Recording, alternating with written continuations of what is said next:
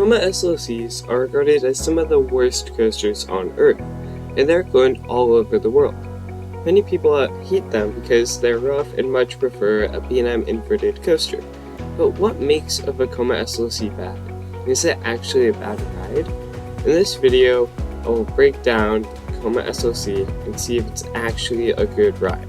The first Vekoma SLC, or Vekoma Suspended Looping Coaster, was made in Walibi, Holland in the Netherlands in 1994, and it was soon cloned to many parts of the world that couldn't afford or wanted to save money by buying a cloned ride. At one point, there were as many as 42 SLCs in operation, and now there are still about 37 in operation. The Vekoma SLC starts with a 109-foot tall lift hill, or a 33.2 meter lift hill, before going into its short 2,172 foot circuit, or 662 meter layout. After the drop, it goes right into a right rollover, which is basically an Immelman and a dive loop back to back, before going into a sidewinder. After that, it slows down for a 270-degree helix before going into its final intense element, being the double Immelman twist.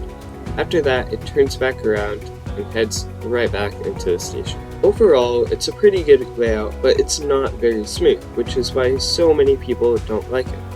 Some people have ridden the Great Nor'easter at Morris Pier, which has had a lot of retracking and new trains to make it very smooth, which then makes it a really good coaster. The old Vekoma SLCs with no major upgrades have been considered horrible in the coaster community, which is why I was surprised when I read Kong at Discovery Kingdom, and I actually enjoyed it. I'd heard from many YouTubers that Kong was one of the worst SLCs, and there it was, actually an enjoyable ride. Now, I do have some pros and cons to this ride.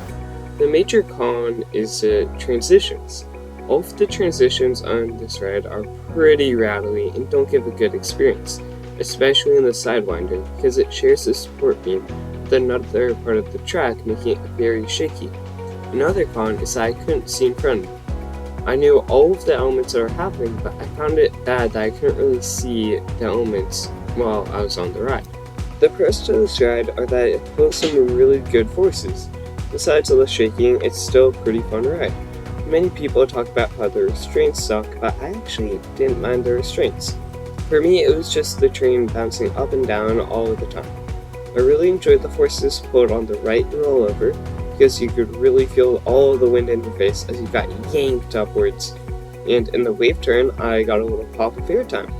And the Sidewinder, it was just bad. Honestly, nothing to say about that. Next was the double inline twist, which actually gave me a great amount of feet choppers with the supports and the other parts of the track. When I rode it for the first time, I didn't really know what to think, knowing that my opinion would be a lot better than many others on this ride. And it was really funny because my friend who rode it with me asked to never ride Kong ever again, and I said that I wouldn't promise that, but I would promise not to ride it again that day. And well, wouldn't you know, as soon as we got off, the ride operator asked us if we would like to go again, because there's nobody in line, and of course, I didn't stick to my promise, and I hopped right back on and did another ride back to back on Kong. Overall, I would say Vekoma SLCs are very underrated in that they pull great forces. While I can see why other people don't enjoy them as much, I enjoy them a lot. In fact, you might even hate me for this, but I rank it above Flight Deck at California's Great America. Now, there are other B&M inverts that I do like better, like the Batman clones and Silver Bullet, but the SLC still ranks high. I sometimes even get the rougher rides on the B&M inverts than I do on Kong. Anyways, thank you so much for watching the video, and if you don't agree with me, put it in the comments, and I'll see you later. Goodbye.